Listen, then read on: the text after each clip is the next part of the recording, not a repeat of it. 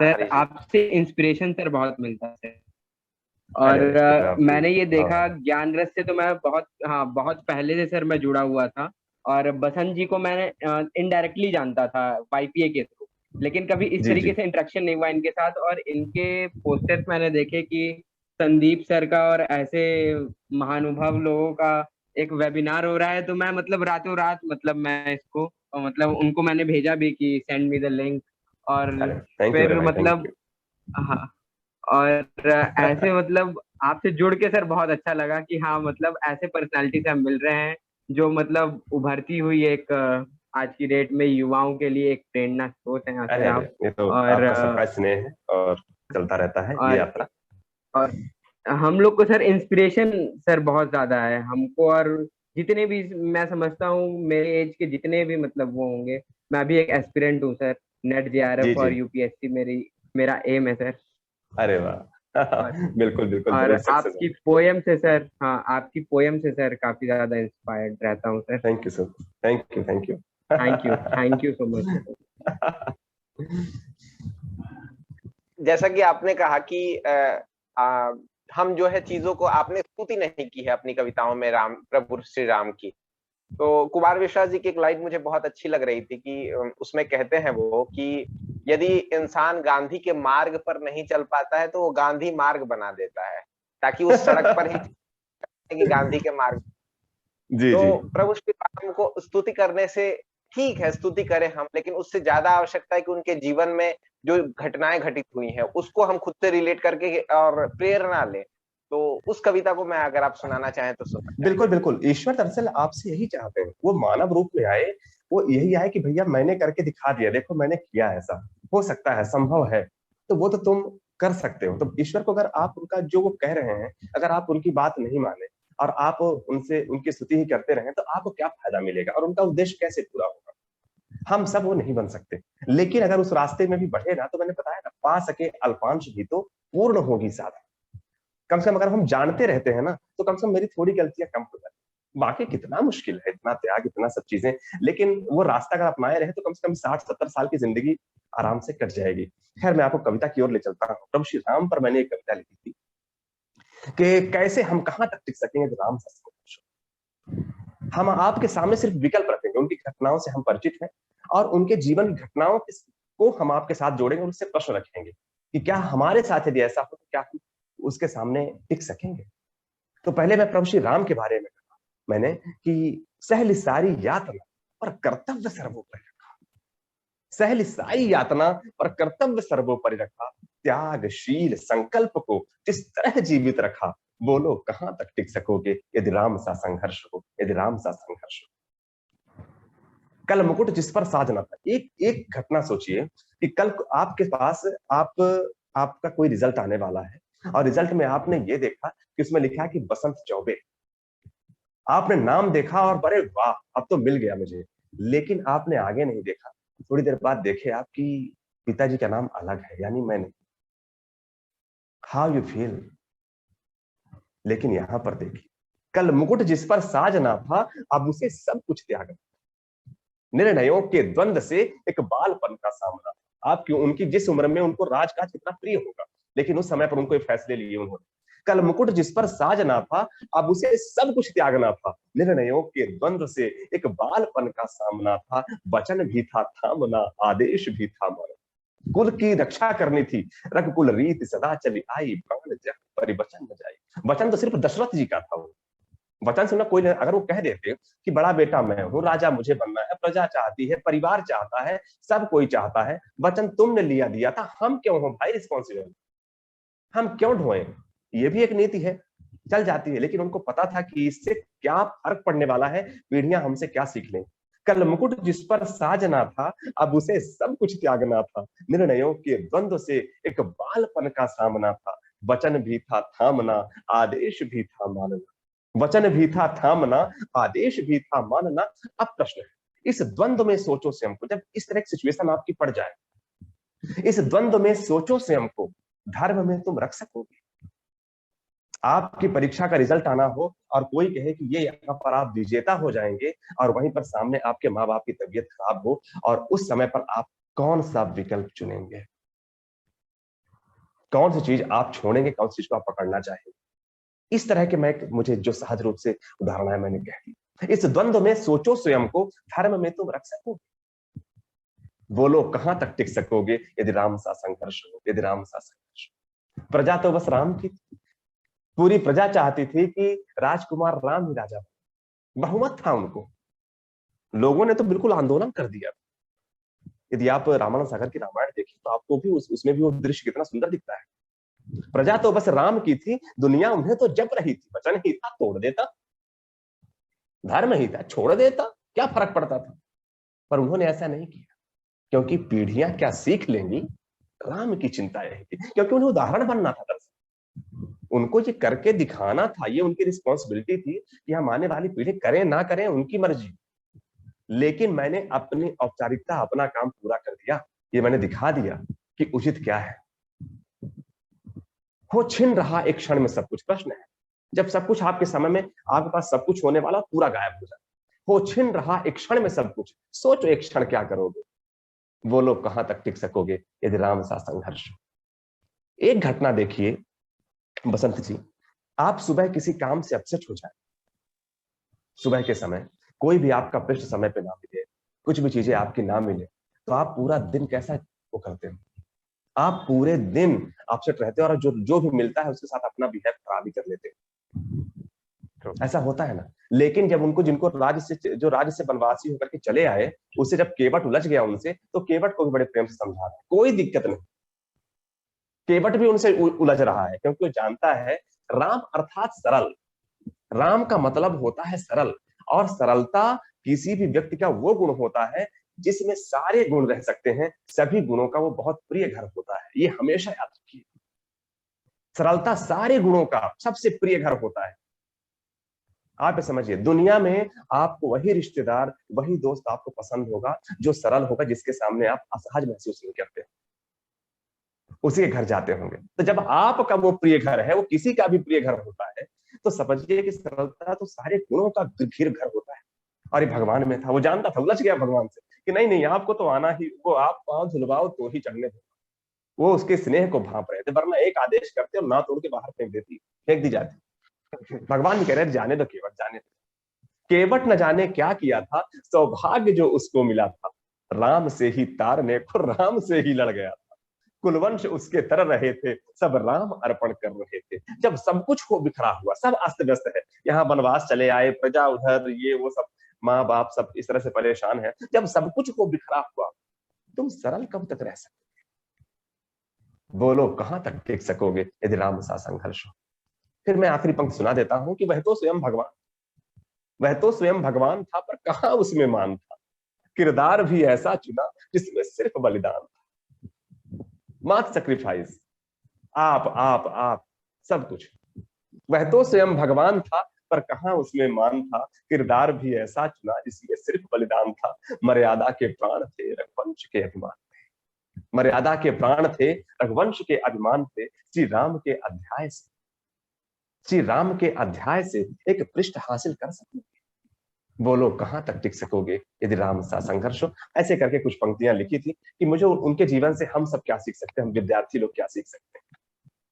बहुत बहुत धन्यवाद। बेहद बेहद सुंदर, बेहद सुंदर। अगर हम रामायण से महाभारत की तरफ चलें तो महाकवि, राष्ट्र कवि रामधारी सिंह दिनकर जी छूटते नहीं है। जी जी उनकी जी, रश्मि, और कभी भी एक लोगों ने लिखा था स्टेटस पे, मुझे याद है कि रश्मिरथी सबके सबसे पहले जिसके मुंह से सुना था, आज उसको सुनना है। कई लोग जिनको रश्मिरथी पढ़ने की या सुनने की ललक आपसे जगी है, आपकी जी कविताओं जी से जगी, जी तो जी। उसमें से जो भी आपका प्रिय हो, अगर आप तृतीय सर्ग या कुछ भी अगर आप सुनाना चाहें तो बेहतर। मैं एक छोटा सा अंश सुना देता हूं, मैं वो अंश सुनाता हूं, चौथे सर्ग का है, रश्मिरथी का, थोड़ा सा आप क्लियर भी कर लीजिएगा। चौथे सर्ग का प्रसंग है जब इंद्र एक ब्राह्मण का, विप्र का, गरीब का वेश धारण करके जाते हैं और वहां पर उनसे कवच कुंडल लेने के लिए जाते हैं। कर्ण को ये पता होता है कि वो कवच कुंडल लेने आए हैं, लेकिन वो अपनी दानवीरता के लिए प्रतिबद्ध है, प्रसिद्ध है, और वो अपनी दानवीरता का जो गुण है, किसी भी हाल में उसमें कहीं पर भी दाग नहीं लगने देना चाहता। भगवान ने उसकी व्यवस्था, उसका ये उसकी प्रतिज्ञा। और जानते देखिए एक बात और भी होती है बसंत जी। देखिए भगवान को ये पता था कि वो दान उसके अंदर है, वो उसका गुण है, तो भगवान ने कहीं ना कहीं उसका मान बढ़ाया। कई बार ना जब आपको कष्ट मिलता है तो ईश्वर का उद्देश्य दरअसल कुछ और होता है, लेकिन हम कुछ और ले लेते हैं, क्योंकि हम लोग सहज मनुष्य हैं, आम व्यक्ति हैं। थोड़ी सी घटना होती है हम परेशान हो जाते हैं, क्योंकि हमारे पास उतना सब कुछ ऐसा इंतजार धैर्य नहीं होता, इतना प्रतीक्षा नहीं होती। ये बड़े अभ्यास के साथ है। सोचिए अगर कवच कुंडल की नहीं मांगते हो तो आज ये कहानी क्या हो पाती। हम कभी दान वीरता की अगर कहीं पर भी पराकाष्ठा नापते हैं तो बस उसी से नापते हैं, वरना वो दानवीर कहा जाता है कोई जरूरी नहीं, क्योंकि उसके दान की कोई ऐसी चर्चित कथा, कोई ऐसी, मुझे लगता है कि दानवीरता उनकी यही से चर्चित हुई जब इंद्र को उन्होंने दे दिया। तो ये भी एक बड़ी चीज है कि ईश्वर यूं गलत नहीं होते। तो वहां पर दिनकर जी ऐसा लिखते हैं कि जो देवराज इंद्र रहते हैं ब्राह्मण वेश में, वो कहते हैं कि मुझे ये तो कर्ण कहता है कि आप क्या लेंगे, हाथी ले लीजिए, आप गांव ले लीजिए, आप इतनी मुद्राएं ले लीजिए, आप मोती ले लीजिए, आप जो चाहिए वो ले लीजिए, मुझे नहीं, ये मुझे मैं क्या करूंगा इससे। तो बोले क्या लेंगे आप बताइए। तो बोले राजन मैं आपसे जो कुछ मांग लूंगा दरअसल आपको दे नहीं पाएंगे। तो बोले ऐसी कौन सी चीज मैं नहीं दे पाऊंगा, क्या बताऊं है, लेकिन आप वचन दे दीजिए तब भी मैं करता हूं। तो बोले मैं वचन देता हूं, अब आप मांगिए। तो बोले थोड़ी देर रुकते, बोले नहीं नहीं आपके यश में कलंक लगेगा, रहने दीजिए। तो बोले तब फिर वहां पे पंक्ति लिखी है कि वचन मांगकर नहीं मांगना दान बड़ा अद्भुत है। सोचने पड़ जाता है ऐसा कौन सा दान है यार जिसमें मतलब ऐसा चैलेंज आएगा, मुझे आज तक नहीं आया। वचन मांगकर नहीं मांगना दान बड़ा अद्भुत है, कौन वस्तु है जिसे न दे सकता राधा का सुख। विप्रदेव छोड़ संकोच मांगिए वस्तु मन चाहे, मरूं अयश की मृत्यु करूं ये एक बात भी ना। इतना कह दिया। सहम गया सुन शपथ कर्ण की, सहम गया सुन शपथ कर्ण की, हृदय विप्र का डोला, नैन झुकाए हुए भिक्षु साहस समेट कर बोला, धन की लेकर भीख नहीं मैं घर भरने आया, और नहीं नृप को अपना सेवक करने आया, यह कुछ मुझको नहीं चाहिए, देव धर्म को बल दे, देना हो तो मुझे कृपा कर, कवच और कुंडल दे। कवच और कुंडल विद्युत छू गई कर्ण के तन, पर कुछ सोच रहस्य कहा उसने गंभीर कर्मा, ओह तो यह और न कोई आप स्वयं सुरपति है, देने को आए मेरे तब को नहीं प्रगति। धन्य हमारा यश आपको खींच मही पर लाया, स्वर्ग भीख मांगने आज सच ही मिट्टी पर आए। दीन विप्र ही समझ कहा धन धाम धरा लेने, था क्या मेरे पास अन्यथा सुरपति को देने। ऐसे करके वो पंक्तियां हैं, मुझे आगे याद नहीं थोड़ी। तो ऐसे करके उनकी दानवीरता की भी ये रचना, मुझे लगता है कि ये सारे सर्ग दरअसल चर्चित हैं रश्मिरथी के, सभी बहुत चर्चित हैं। बस क्या है कि ये थोड़ा सा प्रासंगिक हो जाता है कृष्ण दुर्योधन का, तो काफी चलता है। बाकी उनके सारे सर्गों में बहुत संदेश है और बहुत अच्छा मैसेज है, पूरा पढ़ना चाहिए। जब भी मैं आपसे सुनता हूं तो ऐसे जैसे आपने अभी सुनाया तो ऐसा लगा कि आप बिल्कुल डूब चुके हैं। जैसा आपने एक नीरज कहा था कि मैं जिस भाव से लिखता हूं उसी भाव से सुना देता हूं, बस वो सबको पसंद आ जाती है। अभी आप जब मैंने सुना तो ऐसा लग रहा है कि वास्तव में सीन चल रहा है, आप बिल्कुल कभी कर्ण बन गए हैं, कभी इंद्र बन गए हैं और आपने उस चीज को सीधा व्यक्त कर दिया। दरअसल बहुत ये सबसे नहीं, ये सबसे आसान तरीका है। मुझे लगता है ये दुनिया में सबसे आसान तरीका होता है किसी भी चीज के प्रस्तुत, जो आप विचार कर रहे हैं, जो आप सोच रहे हैं, उसको सीधे सहज रूप से रख दीजिए। बनावटी करेंगे, कुछ भी करेंगे तो उसमें कुछ नहीं, जो आप समझ गए ना आप वही कह दीजिए। मैं आपको प्रभावित, जब व्यक्ति प्रभावित करने की कोशिश करता है तो नहीं कर पाता। जब व्यक्ति अपने आप में जैसा है वो सामने रख देता है तो मुझे लगता है कि सबसे अच्छा तरीका होता है प्रस्तुतिकरण का, और वो सबसे अलग भी होगा, क्योंकि भगवान सबको अलग अलग बनाते हैं। आपसे ही मैं कोई परिभाषा पूछूं तो उस परिभाषा को आप एक ही तरह, सभी लोग जितने भी लोग यहाँ पे उपस्थित हैं, हमारे जितने भी 40-42 लोग उपस्थित हैं, उन सारे लोगों से एक ही परिभाषा को मैं याद कराऊं और सभी लोग को याद भी हो जाए, और उनको कहूं कि चलिए वो परिभाषा आप बताइए, तो सबका बिल्कुल ढंग अलग अलग रहेगा। चाहे कुछ भी हो जाए, एक ही शब्द बोलेंगे लेकिन वो अलग अलग रहेगा।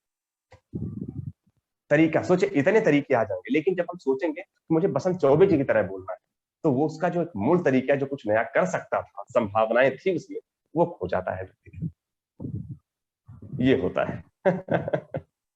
आपका अगर बैकग्राउंड हम जानना चाहें तो आपकी स्कूलिंग कहाँ से हुई है, आप कैसे मतलब फैमिली से बैकग्राउंड से आते हैं, और बहुत अभी मिडिल क्या क्लास चीजें। से भाई। अभी तो मिडिल क्लास में भी कई कैटेगरी बन गई, तो जो सबसे निचले दर्जे पे होती होगी उस पे हूँ मैं। और मेरा गांव है रीवा जिले में। रीवा मध्य प्रदेश का एक उत्तर प्रदेश से सटा हुआ डिस्ट्रिक्ट है मध्य प्रदेश का। और वहां पर मेरा खेती किसानी का ही है। मेरा घर पूरा लगभग शिक्षक रहा है। ये बात रही। गांव के स्कूल में पढ़ा हूँ, 5वीं तक सरकारी स्कूल में पढ़ा, 5वीं के बाद सरस्वती स्कूल में पढ़ा, और 12वीं तक सरस्वती स्कूल में ही गांव की पढ़ता रहा। और इसके बाद इंजीनियरिंग की भोपाल से। और बस ऐसे ही एक यात्रा चलती गई, और कुछ भी नहीं था। एक साधारण सी ही यात्रा रही, और मैं चाहता हूँ कि साधारण सी ही यात्रा बिल्कुल अच्छे से बीत जाए। आप सब सुनते रहें, ये नया होता रहे।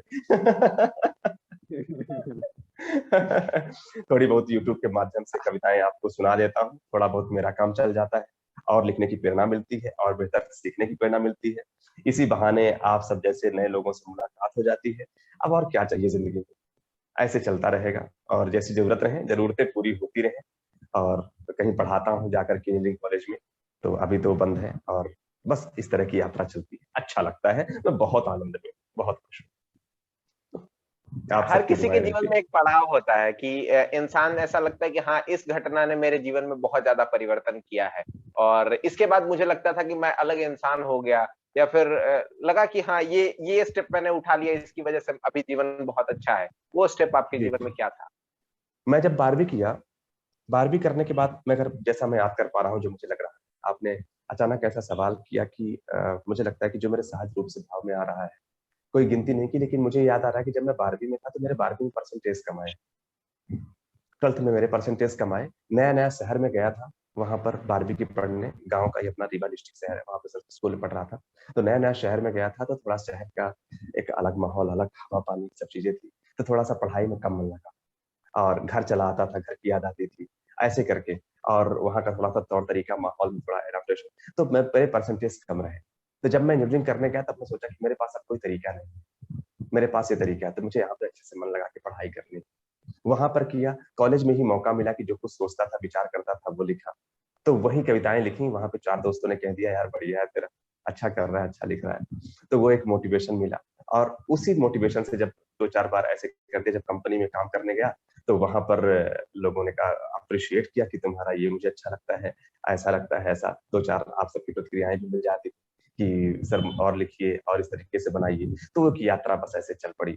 और रही पड़ाव की बात, तो जीवन में हमेशा पड़ाव आते रहते। कई बार आपको लगेगा कि इस काम में बिल्कुल कहाँ चलेगा, इतना सब कुछ होता नहीं है, जरूरतें बहुत है, यहाँ पे ये भी काम है, ये भी काम है।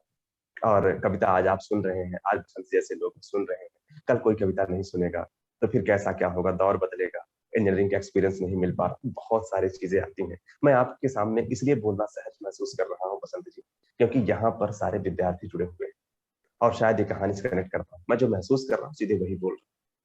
तो सबके मन में ये आता है, खूब सारे जो बिंदु आपके पास आते होंगे, वो बिंदु सबके पास आते हैं। और वही सहज, बस वहीं पर थोड़ा सा हिम्मत जुटानी होती है, जुट जाती है। कई बार आप जैसे लोग जुट जाते हैं तो हिम्मत बन जाती है, और आदमी करता रहता है, चलो ठीक है। और जब अच्छा हो जाता है तो उसके पास ढेर सारी मोटिवेशनल कहानी होती है। असफल हो जाता है तो कोई पूछता है।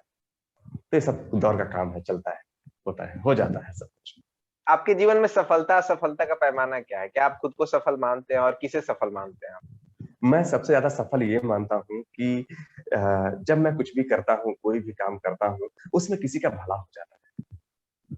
कोई विद्यार्थी ये कह देता है कि सर जी मुझे ये लाइन बहुत अच्छी लगी, इसने मेरा जीवन बदल दिया। जब मैं कमेंट देखता हूँ तो बहुत अच्छी अच्छी कमेंट पड़ी रहती हैं यूट्यूब पर, पड़ी रहती हैं, या किसी भी तरीके से पड़ी रहती है। और दूसरा सबसे बड़ी चीज है, इसने मुझे बदला, साहित्य ने मुझे बदला। मैं बार बार कह रहा हूँ, मैं जीवन में बहुत गलतियां हुई, बहुत भूले, और बहुत पछतावा होता है।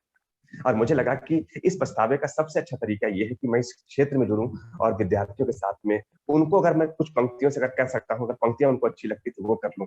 मैंने शुरू किया यही सफलता साधो के नाम से, अपनी जिंदगी में जो भी काम करना चाहता हूं, किताबें करता हूं कि 2-4 किताबें जो कुछ होती हैं तो 2-4 किताबें लोगों को दूं। ऐसा करके मुझे बहुत सुकून मिलता है। तो मेरे लिए सफलता यही है कि मैं जो कर पा रहा हूँ वो कर सकूं, और मेरी यात्रा चलती रहे, जीवन की जो जरूरतें हैं वो पूरी होती रहे। और कभी कोई बस और कोई ऐसी महत्वाकांक्षा के नाम पे इतना है कि और ढेर सारा लिखूं, खूब सारा लिखूं, नई नई चीजें पढ़ूं, और नए नए लोगों से जुड़ूं, बस इतना। यही मेरी सफलता का पैमाना है, और सीखता रहूं। अभी अगला लक्ष्य क्या है आपका, क्या चाहते हैं आप अपने जीवन से? मैं या किताबें लिखना चाहता हूँ। मैं किताबें लिखना चाहता हूँ, जैसे एक किताब आई, मैं उपन्यास लिखना चाहता हूँ। और ऐसे ही लोगों के पास में जा करके उनको मोटिवेट करना चाहता हूँ, प्रेरित करना चाहता हूँ। अपने अनुभवों से अगर मैं किसी को दे सका तो वो मेरे लिए बड़ी खुशी की बात है। तो मेरे पूरे जीवन का लक्ष्य इसी में, और ये कितनी विस्तृत जाती है वो सब मुझे चाहिए, वो प्राप्त है। आप लोगों से अलग कैसे हैं? आप मतलब मानते हैं आप कि क्या खासियतें, अगर मैं पूछना आप चाहूँ अलग क्यों? कुछ नहीं होते, अलग अलग कुछ नहीं होते हैं। आपके पास भी दो आंखें हैं, दो कान है, मुंह है, नाक है, सब कुछ वैसा ही है। बस ये है कि मैं अलग नहीं कहता, आपके पास आपके तरह विचार चलते हैं। बसंत जी को एंकरिंग का शौक है, बसंत जी को जॉब का शौक है, तो वो उस फील्ड में अपने विचारों को केंद्रित किए हुए हैं। तो वो आप अपने तरफ से अलग है। मैं अपनी तरफ से अलग हूं कि मैं कविताएं लिखना चाहता हूँ, किताबें लिखना चाहता हूँ, इस फील्ड में आगे बढ़ना चाहता हूँ, तो मेरे विचार अलग है।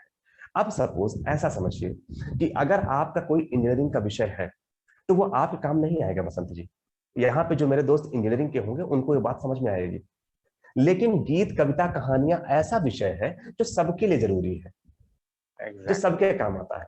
आप MP3 खोलते हैं तो गाने सुनते हैं, जबकि गाना ना तो इंजीनियरिंग का होता है, ना तो सभी लोग, डॉक्टर भी सुनते हैं, लता जी को, उनको वो भी सुनते, वो भी सुनते हैं। तो इसका फायदा बस ये हुआ कि मैं आप तक भी पहुंचा, मैं इंजीनियर तक भी पहुंचा, मैं बिजनेसमैन तक भी पहुंचा, क्योंकि वो कविता कहानियों का क्षेत्र था। तो मैं कहीं ना कहीं थोड़ा थोड़ा सब तक हूँ, थोड़ा थोड़ा आप सब लोग सुनते हैं, विद्यार्थियों तक भी हूँ, जहाँ पे जैसा इस तरीके से। और जब हम कोई विषय लेकर के बैठे तो वो वहां तो सिर्फ विचारों का, और जो आपने काम चुना है वो काम का एक फायदा है कि आज मेरे साथ एक विद्यार्थी BSU को जुड़ा हुआ है। उसके विषय का कोई काम शायद ना हो, लेकिन उसको लगता है कि शायद उसके विषय में मेरी कुछ बात करना, मेरी कोई चर्चा से कुछ ऐसा धोखे से निकल आए कि वो आपके काम का आ जाए।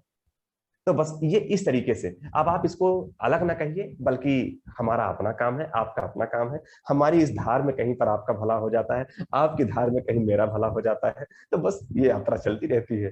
तो अलग जैसा कुछ नहीं, सब एक जैसा ही, बस एक काम अंतिम अलग प्रश्न अलग मैं है। पूछूंगा, फिर बाकी मतलब जो भी लोग जुड़े हुए हैं उनसे हम प्रश्न लेंगे। तो अंतिम प्रश्न जी जी। वही है कि आप इंसिडेंट बड़ा अच्छा बताया था कि आप ऐसे स्तर से आते हैं, उस जगह से आते हैं जब आपने इंटरनेट पे कुछ फनी, ऐसा आपने बताया था, सर्च किया था, पहला जो आपका था, वहां से आज तक की बिल्कुल। जो जर्नी है, जब आप एसीओ सेट करते हैं अपने यूट्यूब का और डिस्क्रिप्शन लिखते हैं ऐसा ताकि अधिक से अधिक लोगों तक जाए, क्या इस जर्नी को, वो इंसिडेंट पहले बताइए और उसके बाद इस जर्नी को प्लीज थोड़ा अगर आप बताएं, उसके बाद फिर हम लोगों के प्रश्न लेंगे। आपने बहुत अच्छा सवाल किया। मैं दरअसल, हुआ क्या था बसंती, जब मैं पहली बार बोले कि गूगल में सब कुछ दिखता है, बहुत कम उम्र थी, तो गूगल में सब कुछ, तो वहां पे सबका देखता था कि किसी के बारे में भी देखो तो सबके बारे में सर्च आ जाता है गूगल में। तो मैंने भी सर्च किया कि, तो सब आए, अमिताभ बच्चन जी आए और ये सारे लोग आए, सब चीजें सब आए। तो अब मेरा नाम मैंने डाला तो मेरा कुछ था ही नहीं, ऐसे डाल ही दिया बस। टाइप भी तो करना था तो कर दिया।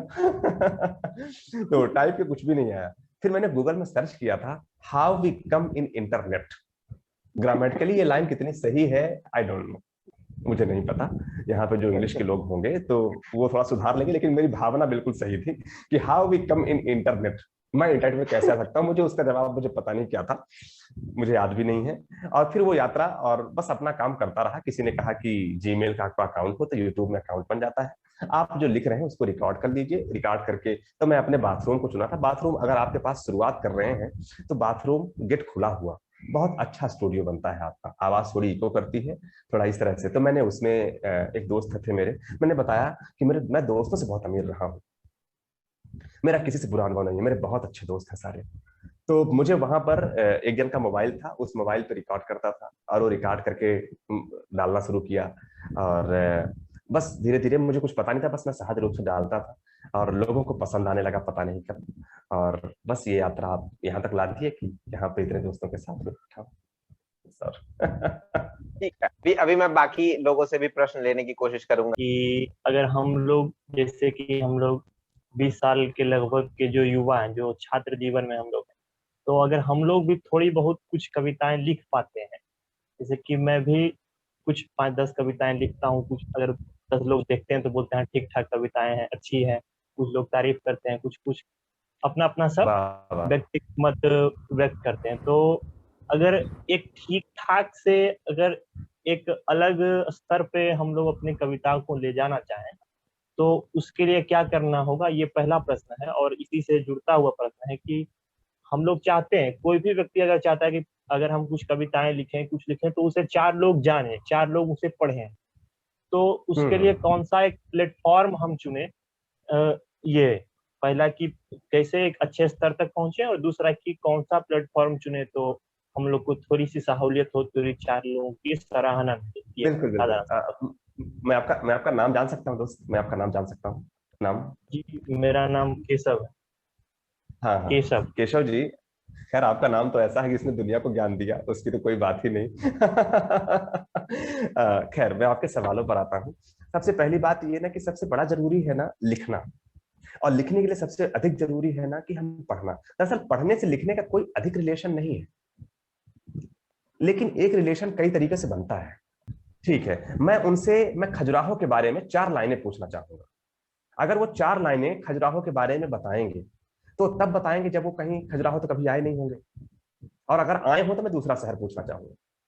दूसरी चीज, तो वो वहां पर अगर अगर उनसे मैं पूछूं कि मुझे गया के बारे में बताएं, बोध गया के बारे में, तो उनके पास 10 लाइनें हैं। क्यों? क्योंकि वो वहां पर रह चुके हैं।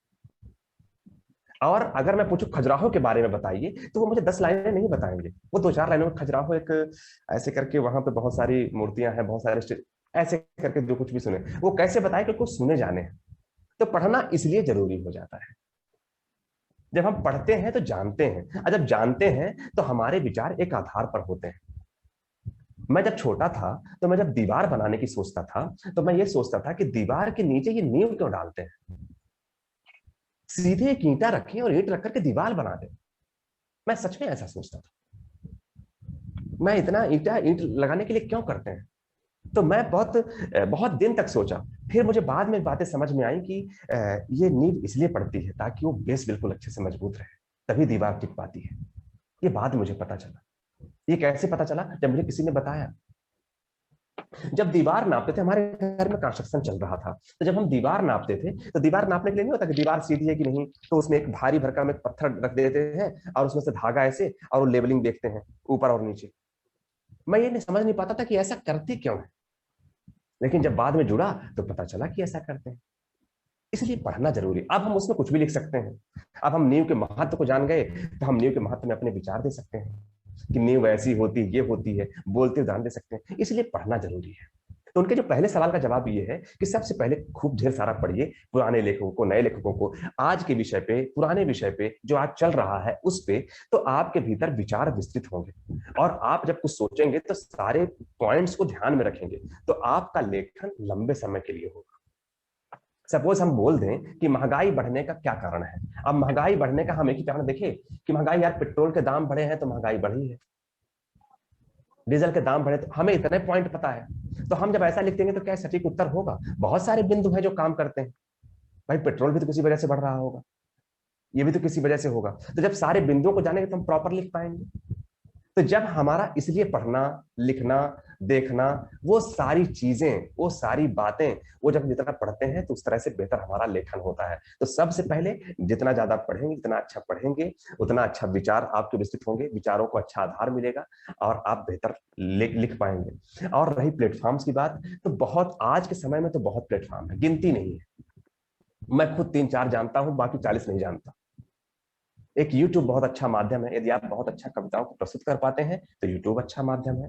यदि आप प्रस्तुत नहीं कर पा रहे हैं, अभी शुरुआत में नहीं कर पा रहे हैं, या कि आपके पास उतना इक्विपमेंट, समय नहीं है, चीजें नहीं समझ में आ रही, तो कोई बात नहीं, आप ब्लॉगिंग कर सकते हैं। ब्लॉगर में आप जीमेल का अकाउंट बनाएं और उसमें अपना एक पर्टिकुलर एक नाम दें, उसका आपका एक बिल्कुल डोमेन तैयार हो जाएगा, और उस डोमेन पे आप अपनी रचनाएं लिखें और उसे शेयर करें।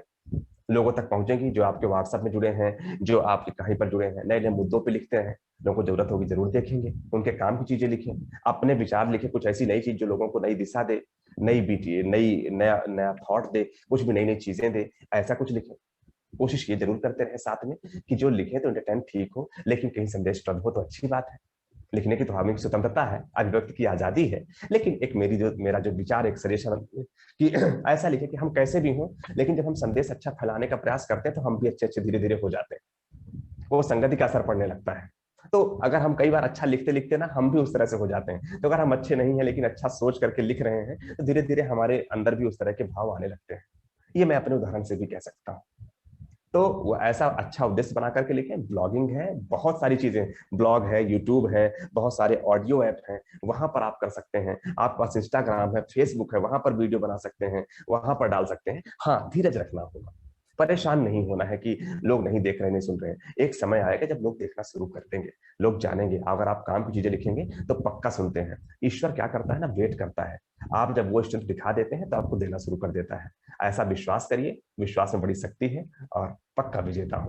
हम लोग भी इस समय IIT जेईई की तैयारी कर रहे हैं। मेरा एग्जाम है अभी जेईई मेंस का। जी जी। तो अगर जो कोई इंजीनियरिंग के छात्र होते हैं उनका तो शायद कविताओं से बहुत कम ही संबंध होता है। तो आपने कैसे अचानक से मोड़ ले लिया इंजीनियरिंग से साहित्य? दरअसल मैंने अभी थोड़ी देर पहले जब बात कर रहा था पुष्कर जी ना, तो हमने कहा था ना कि कई बार क्या होता है, कुछ फील्ड ऐसे होते हैं जो सबके लिए होते हैं, समझ रहे हैं ना। पानी दरअसल किसानों के लिए बस नहीं बरसता ऐसे जहां पे बंजर पड़ा रहता है वहां भी बरसता रहता है तो ये तो ऐसा रहा कि बस ऐसे माहौल के संपर्क में रहा, थोड़ा कविता कहानियों के संपर्क में रहा, तो बस ऐसे मन में लगा कि जो कुछ सोचता हूँ, जो कुछ विचार करता हूँ, तो सोचूं बस क्यों, उसको पन्ने पे उतारूं भी। पन्ने पे उतारने लगा तो आप जैसे नहीं भाव दे दिया मुझे और कुछ भी नहीं